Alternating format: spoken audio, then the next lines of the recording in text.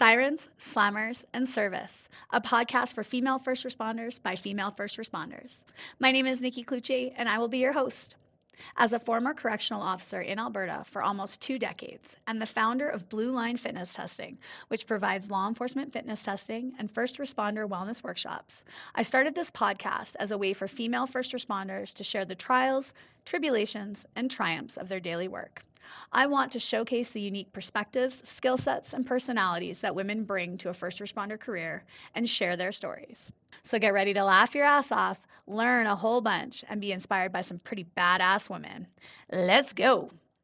Welcome back, all you beautiful humans. I am so freaking pumped to be back with you again today. I know it's been a little while again since the last episode, and I apologize for that. It has just been a busy, busy summer, as I know that you are all aware of. I'm sure in your lives you're busy as well. And it's just been, enjoying some holidays and doing some things for the family, which has been really great.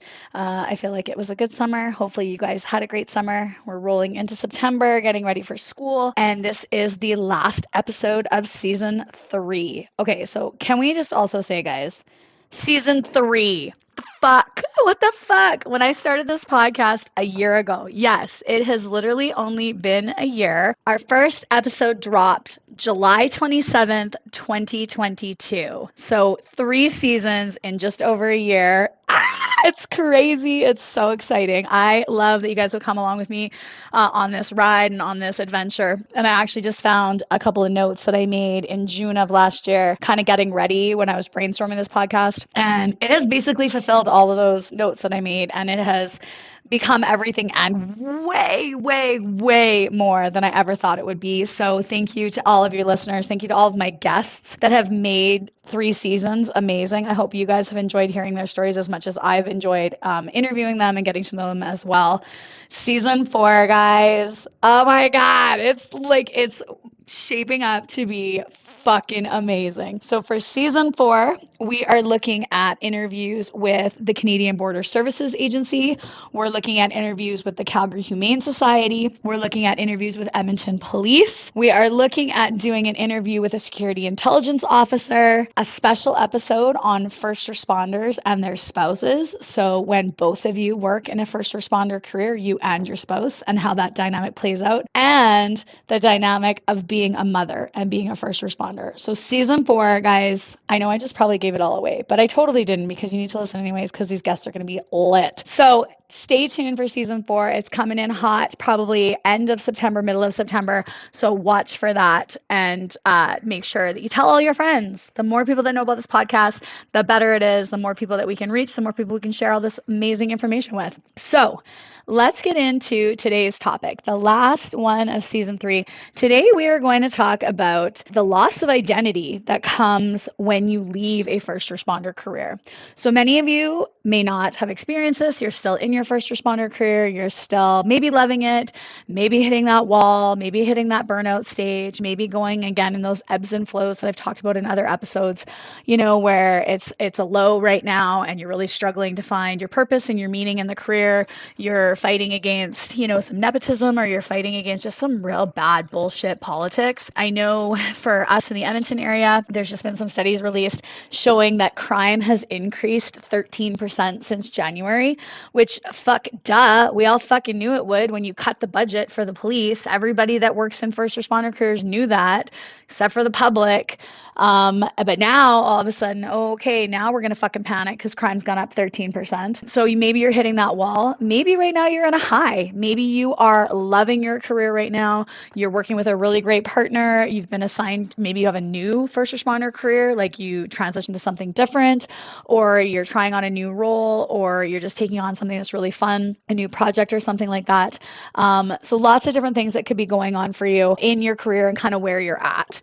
But for those of you that have left your first responder career, or those of you that are contemplating leaving your career, this kind of episode is for you. So the real kind of sense of loss of identity of when you leave this career.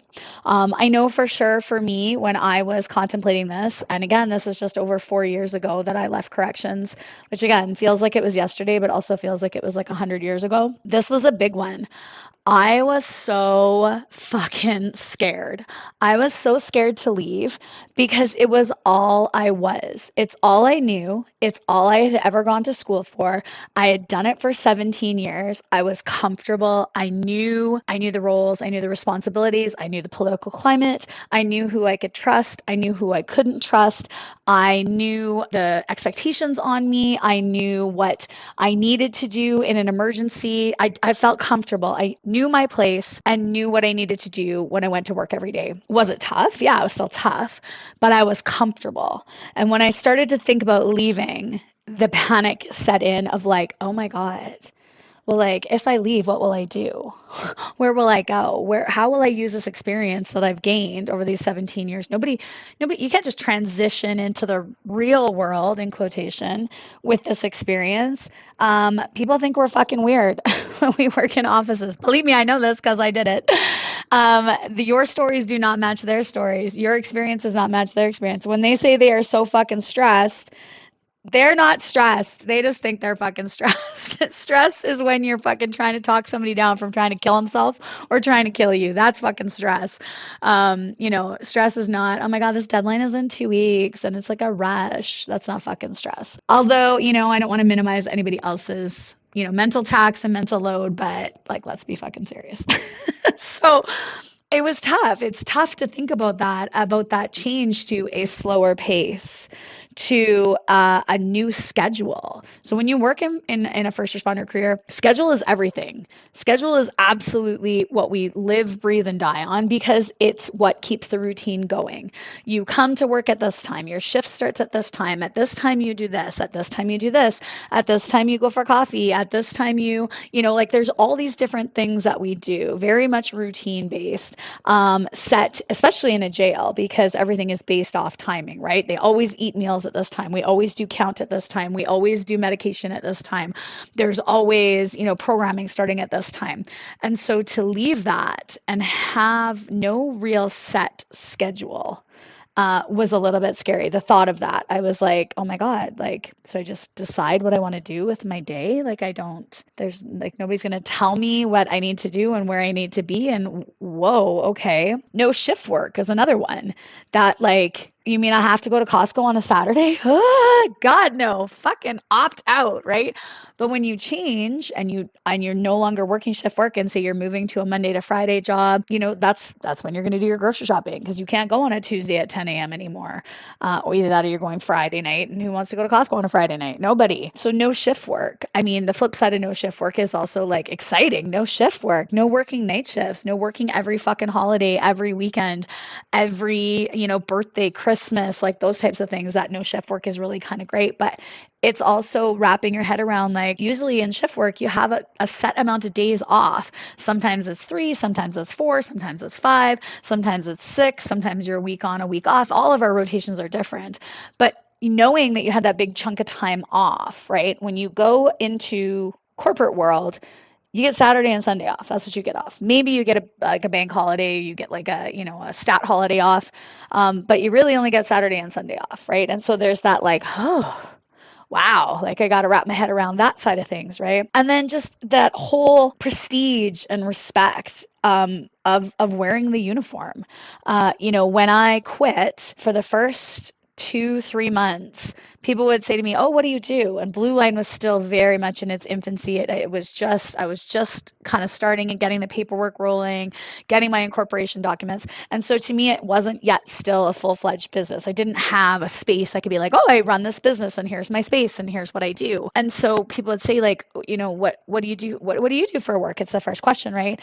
And I would have to just kind of stop and be like, I am starting a business. Oh, okay, interesting, right? But not nearly as interesting as, hey, what do you do? Oh, I'm a correctional officer. I work at the Edmonton Remand Center.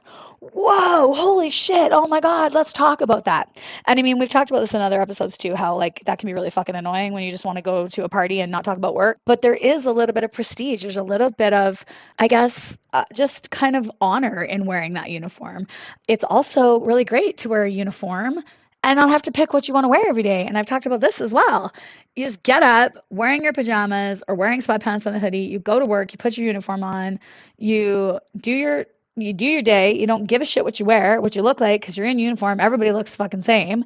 I mean, again, we've done an episode on this on female uniforms. Sometimes we have uniform malfunctions, and sometimes the uniform doesn't fit the greatest, but you're still in uniform. Everybody looks the same. There's nothing really that like makes you stand out, which is kind of nice. You can kind of blend into oblivion with the rest of the uniforms. And then to not have that uniform, to come out and have basically given back that uniform, given back those shoulder flashes if you've moved into a supervisory role. That was really hard for me to give up, because those flashes, they symbolize all of the fucking hard work and sweat and blood and tears that you've put into that career to get that promotion, to get that level up.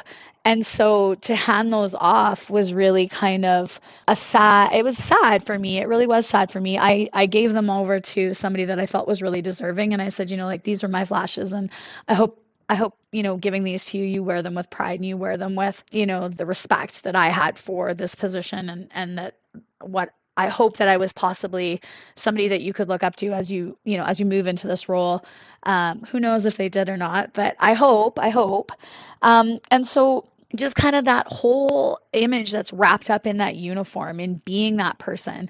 The other thing that, is really kind of crazy when you leave is that sense of undoing who you've been for the last 17 years or however long you've been in there. So not being hyper vigilant all the time, like feeling that start to fall away, feeling yourself start to go, not everything is a panic. Not everything is a threat. Not everything is a hostile situation.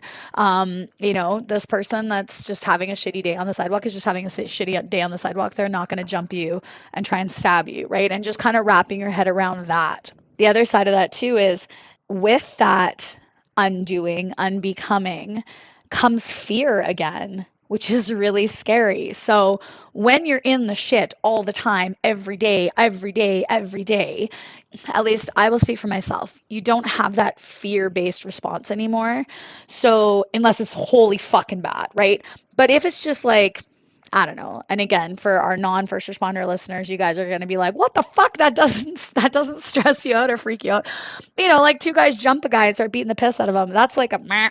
It doesn't even register on the fucking like heart monitor, right? It's just like, meh, okay, whatever. And you respond to it. As you kind of unbecome that first responder, that stuff starts to affect you again. So I remember being in a restaurant and I can't remember what had happened. Something happened, something popped off, and I immediately defaulted to who I am, which is to stand up and be like, what the fuck? Sit the fuck down, right? And like kind of dealt with the situation and then sat back down myself and then realized I was shaking.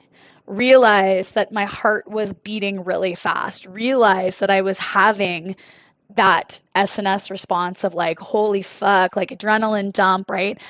And I was like, oh my God, I haven't had this in so many years. I haven't had that because you would deal with that, you deal with that at work. You'd go back to your desk. There's no SNS dump on that. You just go back to, back to your normal shit. Right.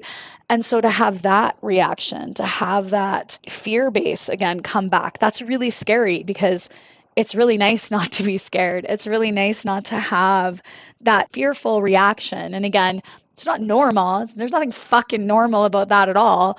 But it's nice to not have that reaction, to just go through life never feeling really scared, really out of control is the other side of things. So, as you come out of that first responder career and that loss of identity, that, what do you do for a living? Oh, well, I work in sales now, or I work in, IT, or I've moved on and I'm doing this or I'm doing that.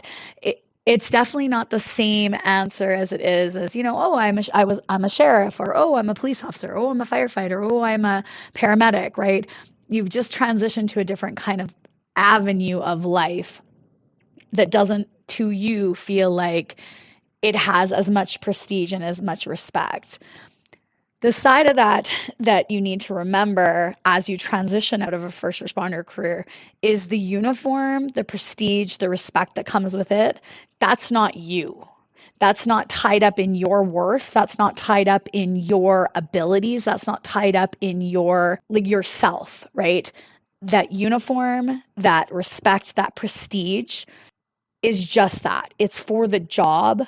It's not for you. Your worth is not wrapped up in that. So even though you've stepped away from that career, you've stepped away from that identity, you are not less because of that. You are not less because you chose to walk away. You are not less because you decided that this wasn't what was right for you. A lot of times, and I had posted this a little while ago, a lot of times, people shit on quitters. Oh, you shouldn't be a quitter. Don't be a quitter. Quitters are losers. Sometimes the best thing in the world is to quit something that's no longer serving you. And so I say this in yoga all the time. Is it serving you? Is it filling you with joy? Is it filling you with, passion and purpose? And are you driven to do this work?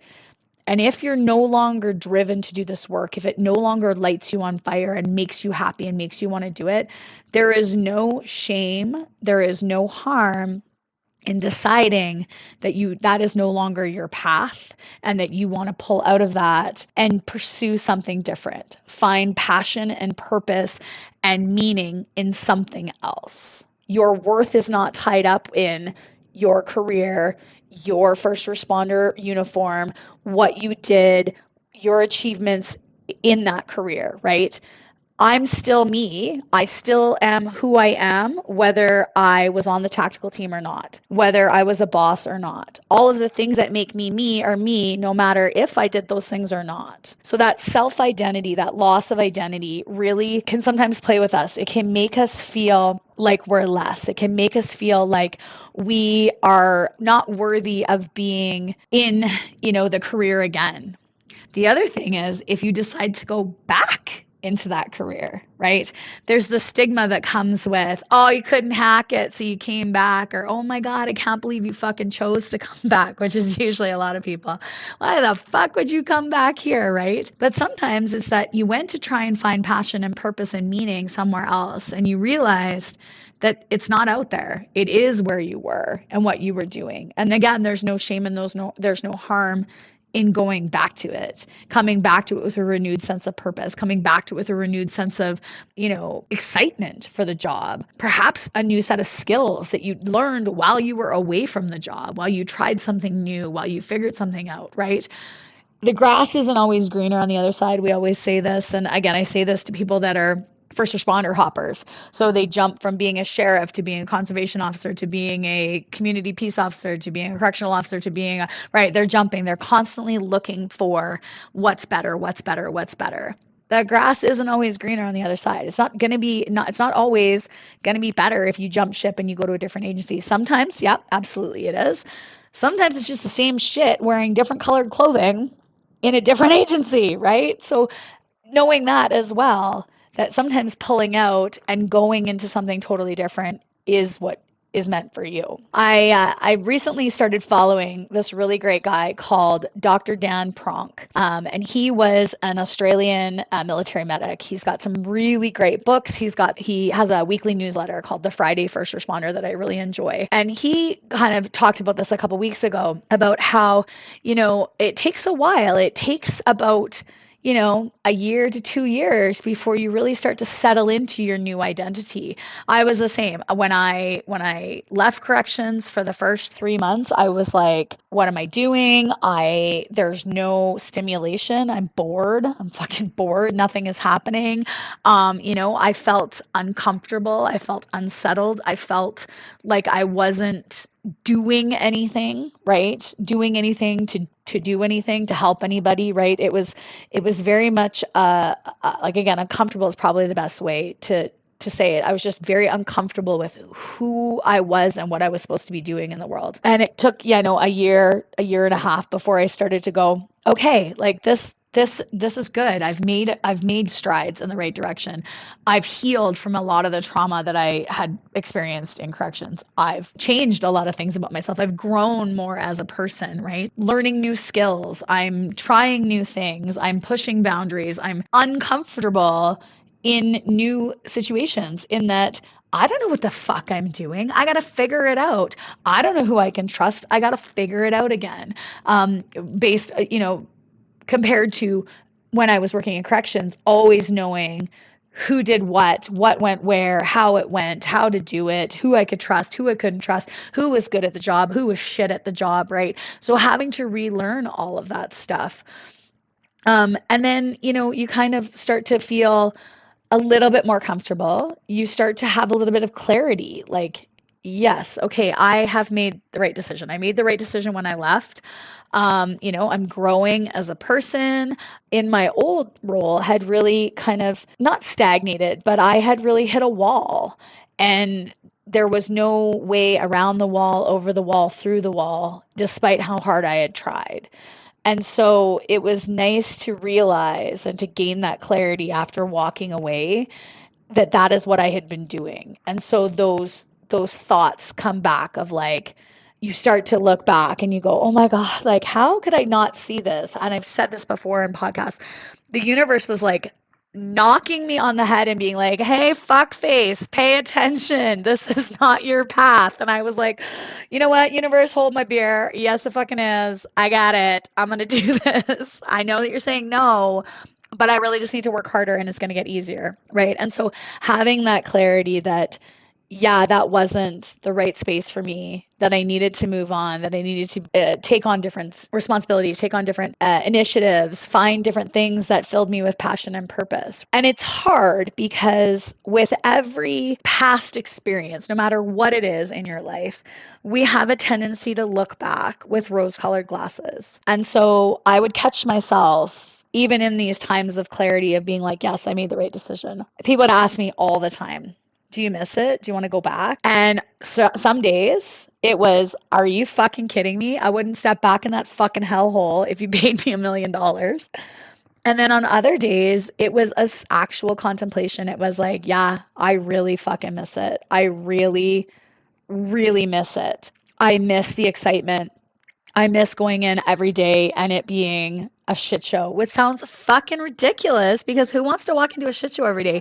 But when you thrive on that, when your type A personality is like, let's fucking go, go, go. Yes, this is wicked. Like, we love the stress. We love this fucking fast paced environment. We love that there's split second decisions. We love all that shit, right? Did I miss that? Yeah, I fucking miss that. For sure I miss that. That adrenaline dump, that adrenaline rush. Did I miss the people? Oh, fuck. I still miss the people, right? And we start to again think about those good old days of our career, right? And so that was again a moment of kind of clarity for me, was to say, when you say you miss that career, when you say that you miss it really bad and you're contemplating going back, what stage of your career do you miss? Because that is a very big question. It's not usually the stage of the career that you're exiting out from now, because if it was, you wouldn't be leaving.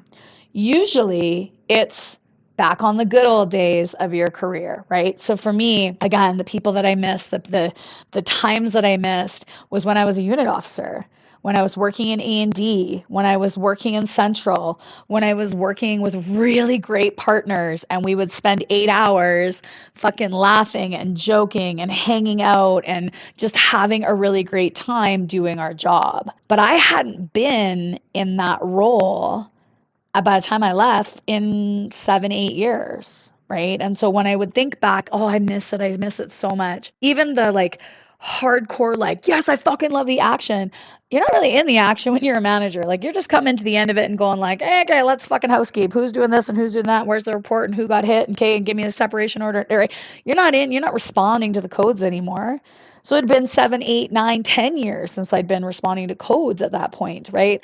And so those rosy colored glasses, the good old days, right? You start to perceive the past as better than it was. And that then therefore diminishes the present experience, right? So you think to yourself, ugh, like working in this office is balls. Like, these people suck. I fucking work with Karen, who drives me bananas. I can't stand this fucking chick because she is an idiot. I can't stand this guy because he's a moron, right? And oh, the people that I used to work with were so much better than these people.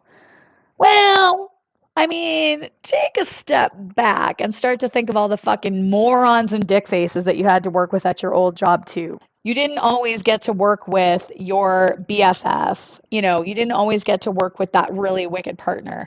A lot of the times you had to work with a fucking moron that made you want to rip your fucking hair out and cause more issues on the unit than not. And so you have to really take that into consideration too. Those good old days, the stuff that you're remembering, is that actually still reality? And if you're starting to contemplate going back, will those good old days still exist when you get back? Because that's the other part of it, is you can say to yourself, yeah, you know what, where I'm at right now, this isn't filling me up. It's not my purpose. It's not my passion. It's not what I want to do. But is going back going to take you back to your good old days?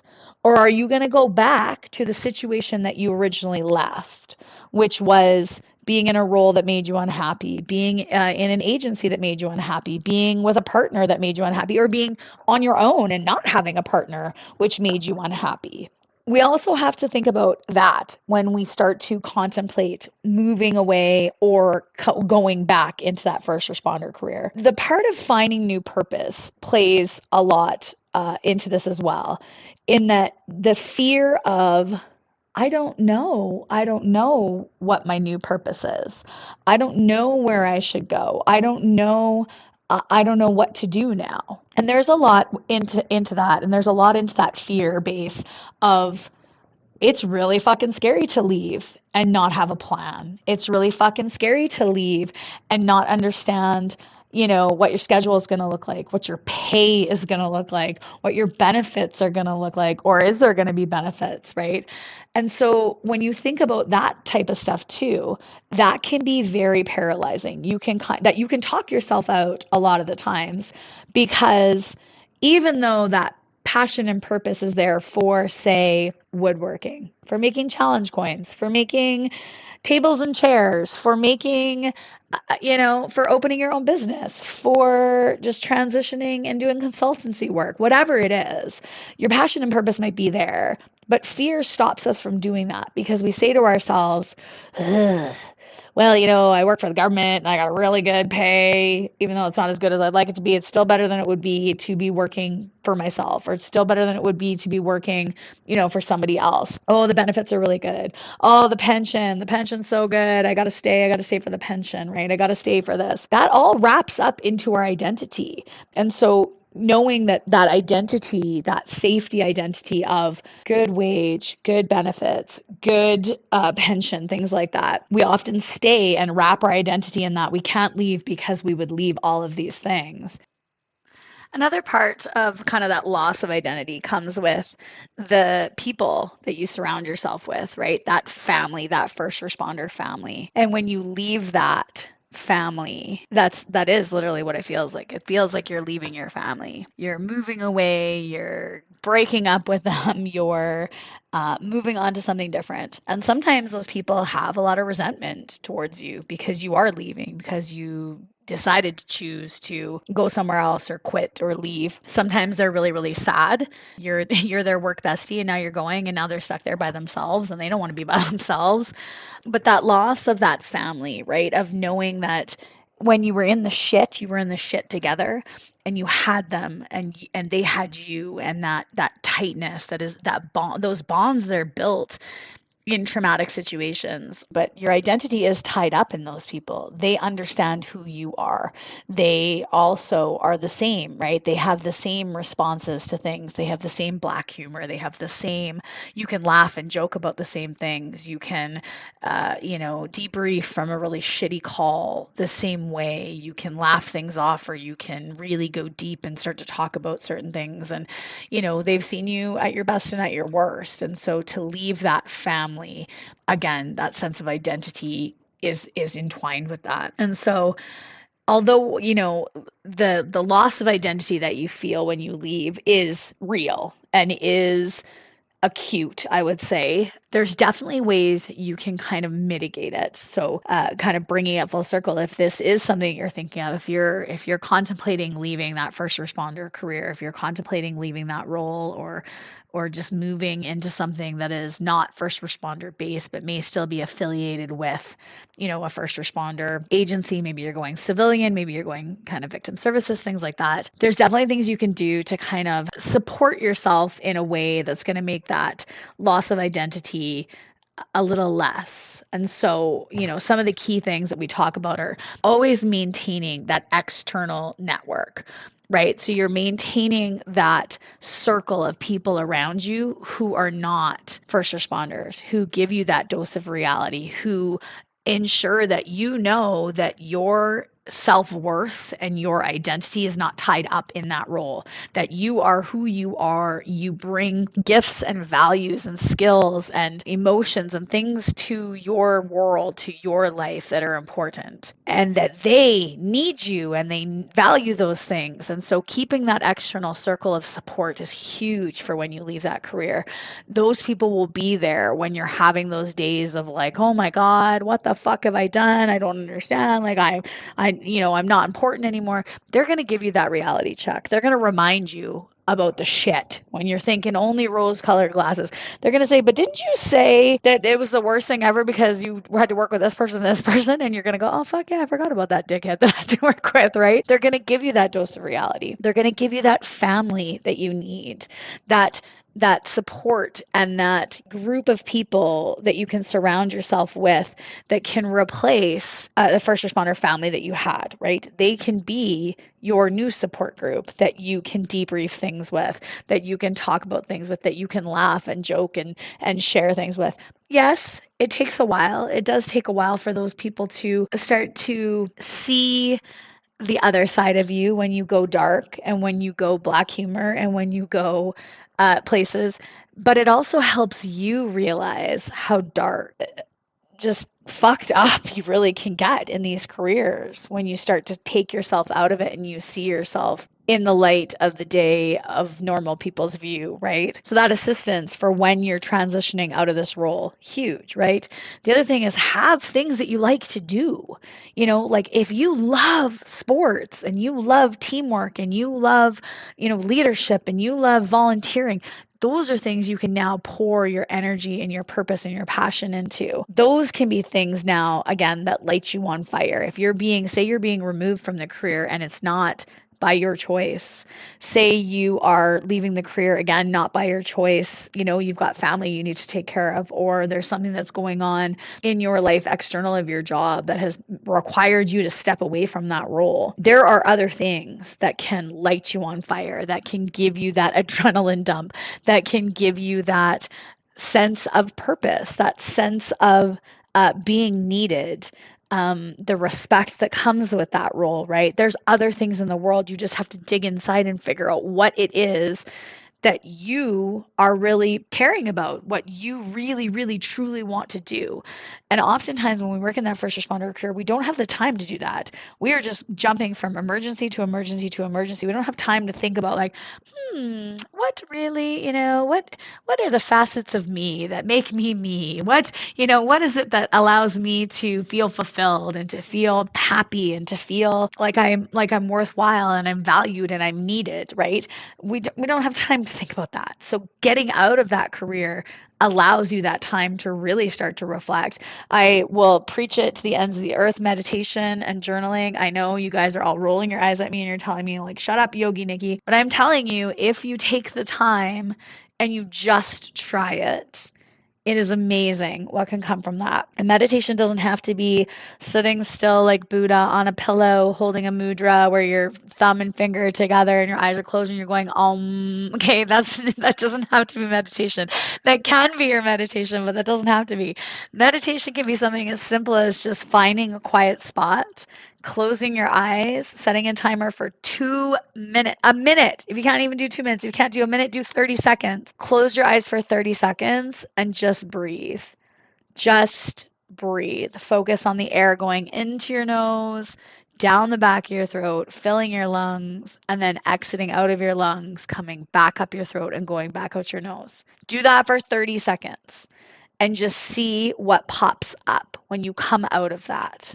What ideas pop into your head, what things that you go, oh my God, I really like doing this, or I like that, or you will find you'll tap into a whole new creative side of yourself if you can do these things, if you can work on meditation, if you can work on journaling. Journaling, again, great way, just a stream of consciousness, just start writing shit down, whatever the fuck it is. Is it a list? Is it ideas? Is it brainstorming? Are you bullet pointing? Are you highlighting? Do whatever the fuck makes you feel good to write it all down and get it all out. My friend Sheridan, we had him him on in season 2, he started writing a fucking book before he knew he was writing a book, right? He was writing letters to his sons. He was writing emails to his friends. He was writing social media posts. If it makes you feel good to write it down, fucking write it down, right? Find those things that make you feel better. I think the other part of that identity thing is that, we come into maybe retirement, right? Maybe we're thinking like, oh my God, if I'm no longer needed by the department, who's going to need me? Am I going to be needed by anybody? And with that comes, maybe you don't need to be needed. Maybe you can just exist and be who you are and nobody needs you. And that's good. That's fine. You can just be who you are and people can orbit around you without needing you. And again, that takes a little bit of kind of delving into it and going a little bit deeper on your own personal, issues and traumas and things like that. But maybe you don't need to be needed. So when we talk about that loss of identity, leaving the career, who are you when you leave? Start to think now, if I left the career now, who would I be? Not what would I do, because that's a totally different question. That is a totally different question. I don't give a fuck what you do. I don't give a fuck where you go or what job or not job you choose to do. I want you to think of yourself, who would you be if you left the career right now? So for me, if I was to think about it, if I was to take myself back 4 years and I was to say, okay, I'm going to leave corrections. Who the fuck am I? Ha! Okay. So yeah, scary because I still get an anxious response when I think about that. But who was I 4 years ago when I wanted to leave? I was a mother. I was a daughter. I was a sister. I was a friend to a lot of really great people. I was a rugby player. I was a teammate. I was a president of my rugby club. I was a coach. I was a fitness instructor. I was really loud, crude, fucking swearing, pain in the ass, shit disturbing, fucking psychopath that just loved to fucking do everything at 1,010%. I was a person that had extreme road rage and could not drive without swearing at people. I was a person who loved to lead. I loved to teach. I loved to inspire and motivate. I cared so deeply about people and the people that I worked with. I wanted to do the absolute best job that I ever could on everything that I did. I was a perfectionist. So I'm pulling out all these things. I'm saying this is and it's still who I am. Have I changed slightly from those things? Yeah. I mean, am I still a little psychopath that's really crude and swears all the time? Absolutely. But that's what makes me me, right? But when you start to put that frame around things, who are you if you leave that career? You're still all of those things when you leave. You notice that nothing that I said had anything to do with I'm a boss, I'm a correctional officer, I'm in charge. I give direction, people follow. I have high expectations on my staff. Like none of those things come out when you start to think about who you are if you leave the job. So start to think about those things. Start to formulate your list. Again, if you want to journal it out, if you want to write out your list of who's going to be around you when you leave that career, who's still going to take the time to give you a call, who's still going to reach out. I will tell you, there's definitely some changes. Be prepared for that. People that you thought would be super solid friends that you would still be friends with when you left that career, you won't be. You won't be. You might see each other in passing and give each other a wave. You might still be Facebook friends or Instagram friends, heart and comment on their stuff, but you're not going to be real friends. Even though you went through the shit with them, you're not going to be still real friends with them. That's just the nature of change. That's just the nature of life. But those that really, truly were your friends, that really, truly gave a shit, you'll still be friends with them when you leave. I still talk to a good handful of friends after leaving who I know are true friends, who aren't just, talking to me because I own Blue Line, aren't just talking to me because, they've seen me on Instagram or they're talking to me because, somebody told them about me. what I was doing and has been dropping gossip about me. No, these are true people that send me texts and ask me, if I'm okay, ask me how things are going, not related to business, not related to, work, just how am I? Send me texts, are you okay? Right? Those are true people. They're going to be in your life no matter what. Whether you're a correctional officer, a police officer, a fucking firefighter, a paramedic, those true people, they're going to be there no matter what. So surround yourself with those people. Start identifying who those people are and start to strengthen those bonds, because when you leave, those are the people who are going to be there holding your hand, patting your back, fucking cheering you on, and picking you up when you fall. So that, my friends, wraps up season 3. I really hope you guys like this episode. If you have questions about leaving the career, if you are contemplating it and you are scared shitless, I'm here for you. I went through it. Believe me, I know how scary it is. I will also say it gets easier. It totally gets easier. So once you've left the first time, leaving something that no longer serves you the next time is not nearly as hard. The first time is always the hardest. I left another career after I left corrections after 3 years, and I was freaking stressing because I'm like, again, money, pension, benefits. You know what? Once you've left something that you've poured your entire life and heart and soul into, leaving something that you haven't is pretty fucking easy. You just kind of pull the pin and go, yeah, see you later, guys. Peace. Good luck. Right. So if that's what you're thinking about, if you need help, if you need an ear to listen, or some, a sounding board, hit me up. I'm your girl. I'm here to listen. I'm here to help you. And if you have any questions about, how to build up that identity when you leave or before you leave, I'm here for you. I'm here for you. I would love to help you. I would love to help you transition out and find something that lights you on fire and builds your passion and your purpose like I did. So stay safe, keep your head on a swivel. I love you all.